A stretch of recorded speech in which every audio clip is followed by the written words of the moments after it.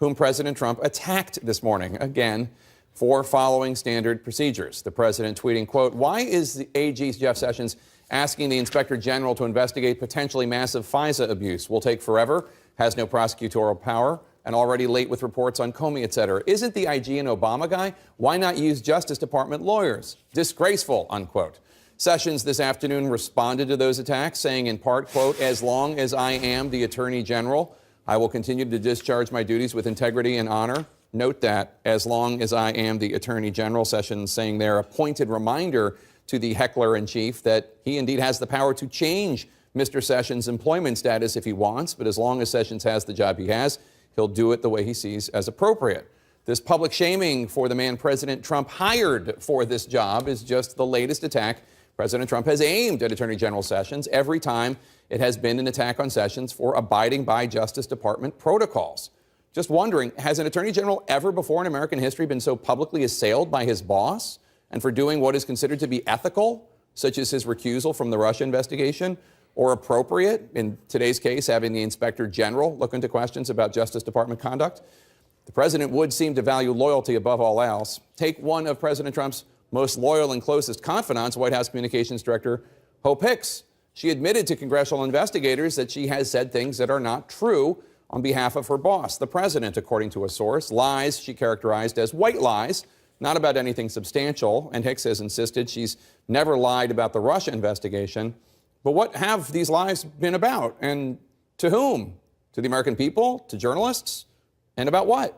Ms. Hicks declined to elaborate when we asked her earlier today, but she is hardly the only senior advisor in focus today. A source has told CNN that Jared Kushner is unlikely to ever get a top-secret security clearance as long as the special counsel investigation is ongoing. You might recall that yesterday we learned that the president's son-in-law and senior advisor had his interim security clearance downgraded from top-secret SCI to secret, a move that is incredibly significant. Someone who negotiated Mideast peace for a previous administration, that's what Kushner does now in addition to other duties, told me that the job would have been impossible if he had not had a top-secret SCI clearance. Quote, "I would have had to quit.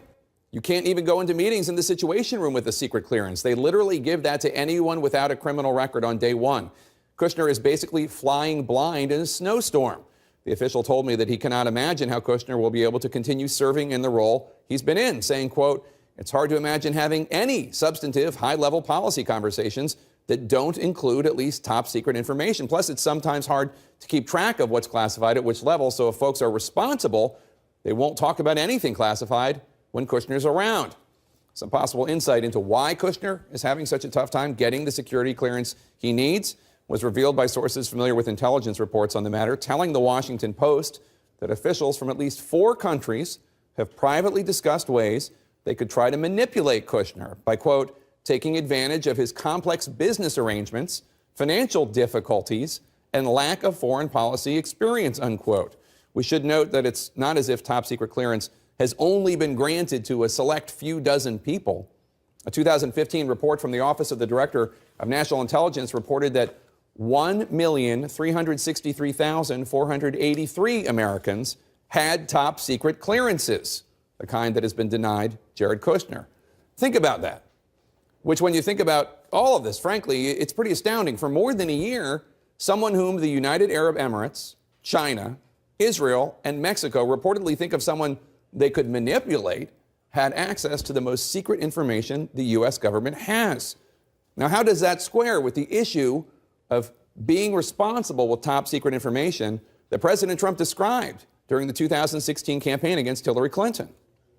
This was not just extreme carelessness with classified material, which is still totally disqualifying. This is calculated, deliberate, premeditated misconduct. Her actions put our national security at risk and put the safety and security of your children and your families at risk.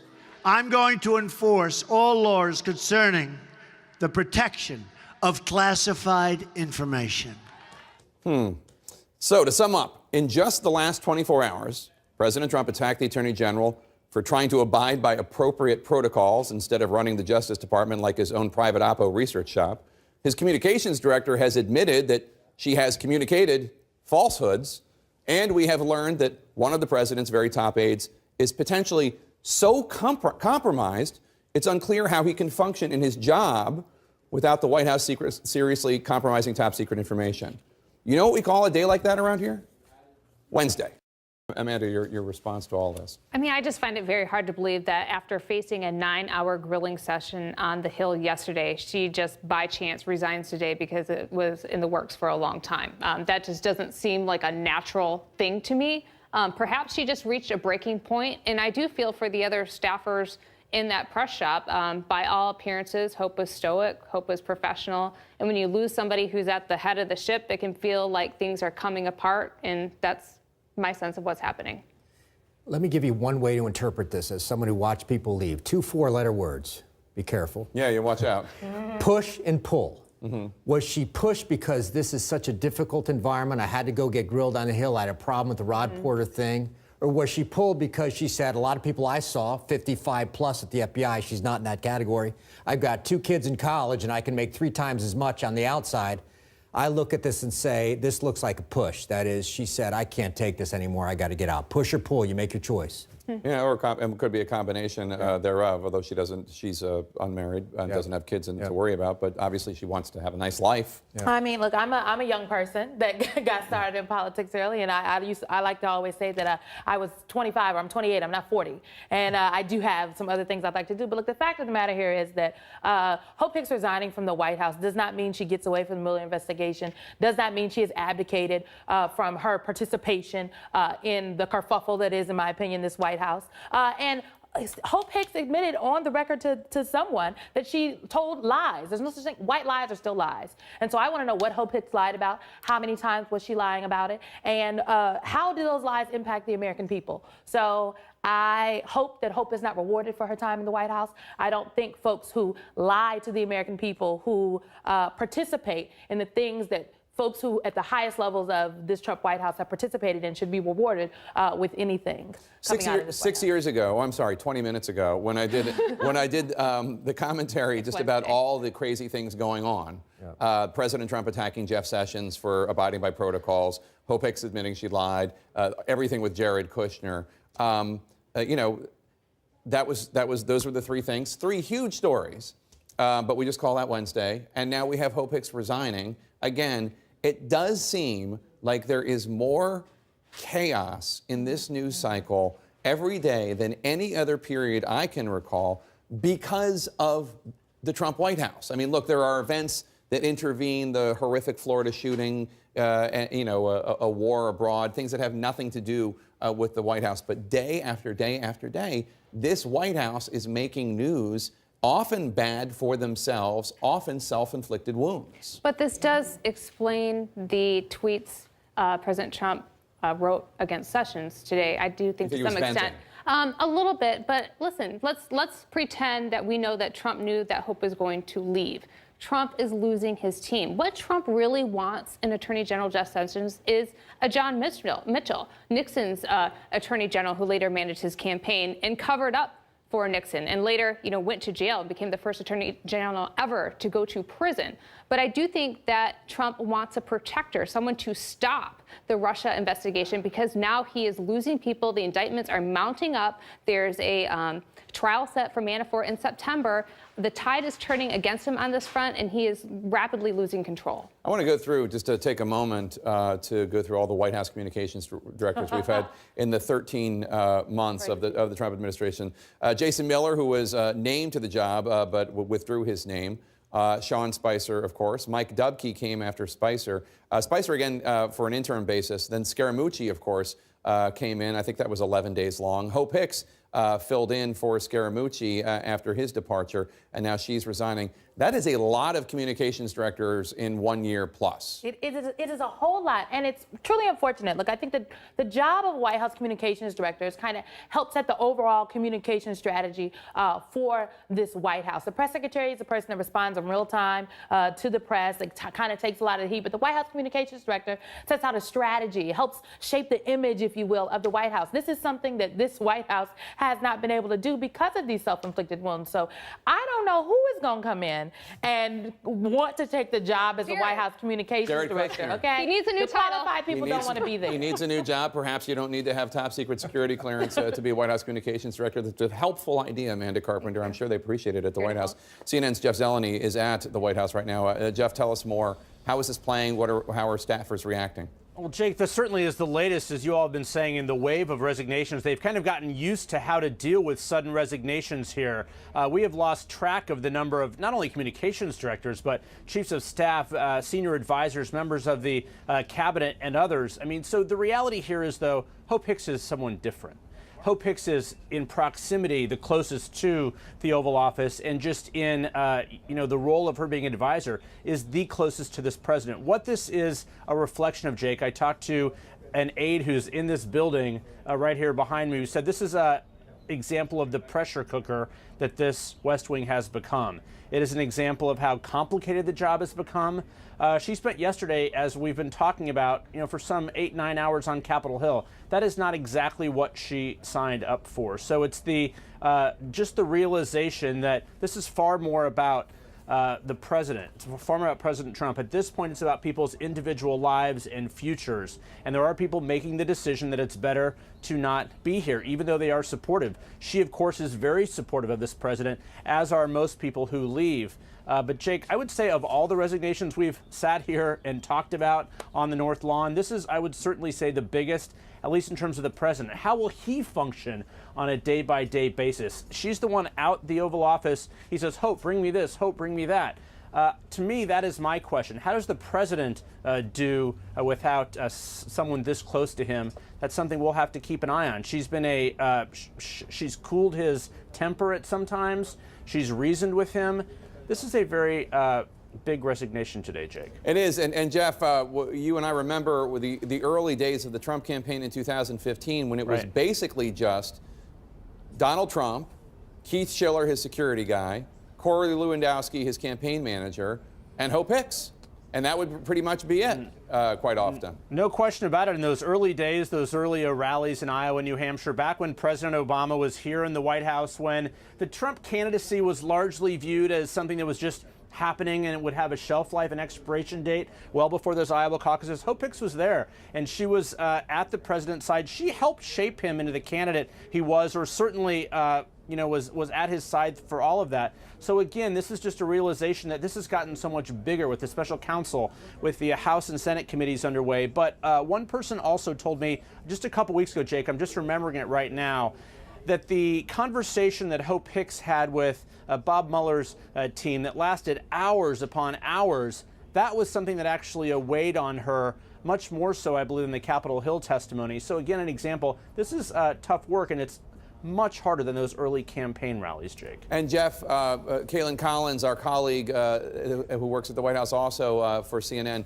reporting that Hicks first considered resigning several weeks ago during the Rob Porter scandal. Obviously, she's been romantically linked with Rob Porter and led the initial defense of Rob Porter that they quickly had to walk away from when it became clear that there was at least photographic evidence and many on-the-record testimonials as to Rob Porter being a domestic abuser. Indeed, Jake, that was a critical period, and it's one of the only times I can recall that the president, at least privately we heard, had some questions about Hope Hicks's judgment.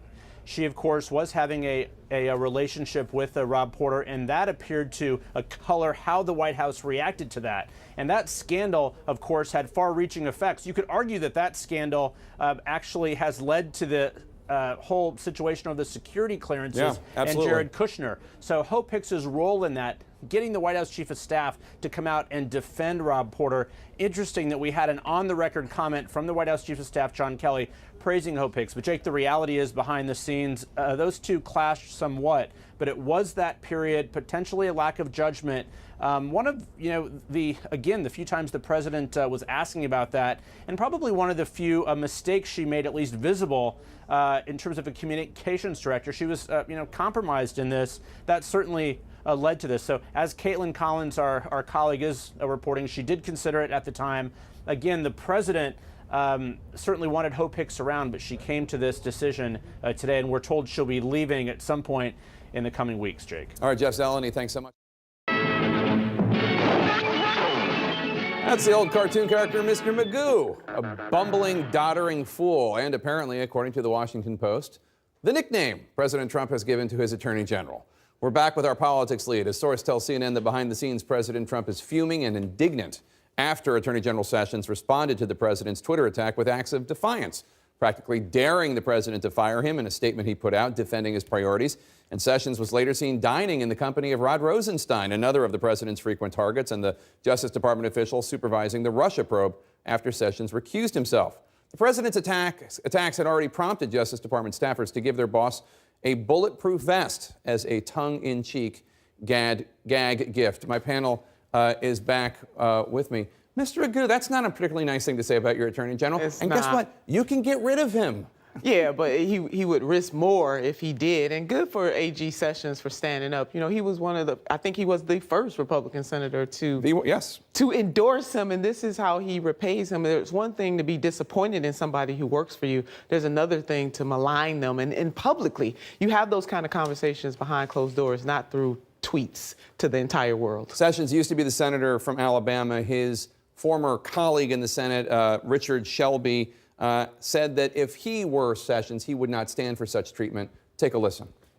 I wouldn't be anybody's whipping boy. I wouldn't be belittled because the president's saying you don't have any confidence in me. So that is Jeff's challenge right now, and what he wants to do and how he does it. And he's a good man. He's going through a lot. He's got a lot of challenges. You hear Senator Shelby saying that he wouldn't stand for it. What do you think? I think it's hard to overstate just how badly broken the relationship between Donald Trump and Jeff Sessions is, to where the president publicly lambasts him all the time. And Jeff Sessions finally, after him calling him weak, very weak, saying he regretted picking him, that he was disappointed in him, finally pushed back on that in that statement, which wasn't even that forceful, but it was very pointed and directed at the president. The president did not like that statement, but it just is very telling to see what this relationship is like between these two men. And this has been going on for nearly a year now. It was last March that Jeff Sessions recused himself from overseeing the Russia investigation, which is what has infuriated the president and really taken over his mind. And he's never gotten over it. He may publicly not mention it for a few weeks, or it might be off of his mind, but it always comes back to this recusal, and it's just hard to overstate just how much these men dislike each other. When they're in meetings together at the White House, as they were just 2 weeks ago, welcoming Medal of Valor recipients in the Oval Office, taking photos with them, Jeff Sessions and Donald Trump barely interacted. So it's hard to overstate just how badly broken this relationship is. But the next question is, where does it go from here? And no one knows. The White House staffers don't understand why the president won't just fire him if he's this tired of him. People at the DOJ don't think that Jeff Sessions is going to quit anytime soon. He seems to be digging his heels in. So we're just going to continue this saga of them publicly criticizing each other, but not saying anything to each other directly. Does the president want to get rid of his attorney general? Not that I know of. The Sarah Sanders clip that we showed there accidentally, it was a reporter saying, does the president want to get rid of this attorney general? And Sanders says, not that I know of. What is that? that's not probably an honest answer. Right, I know. Do you want to get rid of your babysitter? Not that I know of. Not that I know of. Yeah, I mean, but it's not. It's an honest answer, fine. Well, first of all, it's not an honest answer because she probably has some idea. She knows something. But more importantly, that's not what you say about your attorney general. You say, no, the appropriate thing you're supposed to say is, no, he has the complete confidence of the president, or you get rid of him. Yeah, look, the president is never going to see it this way, but the reality is the attorney general is protecting him from himself. The only way that they are truly going to get beyond this Russia investigation is if the Department of Justice can function independently from the West Wing, make an independent evaluation based on facts, and provide recommendations that either clear his name and clear their administration or not. And the idea that this is somehow directed or in any way influenced by the West Wing is how we found ourselves in this problem in the first place. So look, the president, again, is not going to see it this way, but what Attorney General Sessions did yesterday by pushing back is the absolute best thing that he could do for this administration. And it's why you have Nina Turner, the new president of the Jeff Sessions fan club, which certainly... just on the issue of him standing up for himself. But also, but Josh's point is a cogent one, because the truth is everything that the president has been mad at him for doing is him being ethical, Right. him recusing himself, him saying, no, I'm going to have the inspector general inspect this, look into this. Doing things the proper way. Right, and exactly. Not the Trump way, which is just do what I say, how I say do it, when I say do it. Forget the consequences. Just do what I say. And so, just on him standing up for himself for himself, you know his policies I don't agree with at all. But good for the AG for standing up. There's one other interesting thing. Jerry Falwell Jr., who is a big supporter of the president's, piled on Twitter and wrote this after the president badmouthed Sessions. Jerry Falwell Jr. wrote, "I couldn't agree more. U.S. Attorney General Sessions must be part of the Bush-Romney-McCain Republican establishment. He probably supported real Donald Trump early in campaign to hide who he really is. Or he could just be a coward." What? I don't often do a double take on Twitter, but I read that and I was like, what? Is this a parody account? Yeah. It was laughable. I mean, that's like, it takes a lot for people in Washington to defend someone like Jeff Sessions, but that tweet had everyone being like, what are you talking about? But I mean, what do you think? What goes through your mind as somebody, you're a very serious conservative. You're part of the conservative establishment in this town, and I don't mean that in a pejorative sense at all. Right. When you see Jerry Falwell Jr. start to float these conspiracy theories that he only supported Donald Trump to hide who he what does that even mean? How would that work? That's a really good question. How would that work? I felt like I missed a chapter, right? I mean, all of a sudden it's like, wait, Falwell, is that? This is where we went here? It's like InfoWars, right? Yes. No, I mean, I don't know. Clearly, it's out of place, and I think that is a sentiment that is not shared widely anywhere. And Jeff Sessions is one of the few people in the president's cabinet that is actually carrying out the agenda that he said he was going to enact if he got into the White House. Irony. So that is where saying that he was hiding who he really is. Jeff Sessions is doing exactly what we thought he would do if he became Attorney General as the Attorney General. And the statement that you were referring to that Sessions put out that is pointed if you speak Washingtonese. He says, as long as I am the Attorney General, I will continue to discharge my duties with integrity and honor, and this department will continue to do its work in a fair and impartial manner according to the law and Constitution. What he's saying there is, as long as I am Attorney General, meaning go ahead and fire me, big boy, if you want to, I am going to do the ethical thing. That's right. Right? He's saying, this is how I roll, Mr. President. So, come on, bring it. He's saying, bring it to the president. That's what he's saying. But it's almost like a dare to fire him. No. Yeah, I mean, look, he's been down this road so many times over the last year and a half. How else is he supposed to handle it? He's turned the other cheek. He's provided information that would be counter to what the president is claiming. He's handled it in every way you possibly can. He's now gotten to the point where he's basically saying, this is the way I roll. Well, and staying on in the job is a dare to fire him because it's very clear from the president's tweets and many, many criticisms of Jeff Sessions that he wants him to quit. He doesn't want to have to fire him. So Jeff Sessions even just remaining on and not quitting is essentially a dare. It's defiant in itself. And your point, Josh, is a great one, which is he is protecting him from himself. Absolutely. And a number of senators and congressmen on the Hill are begging him to stay right where he's at.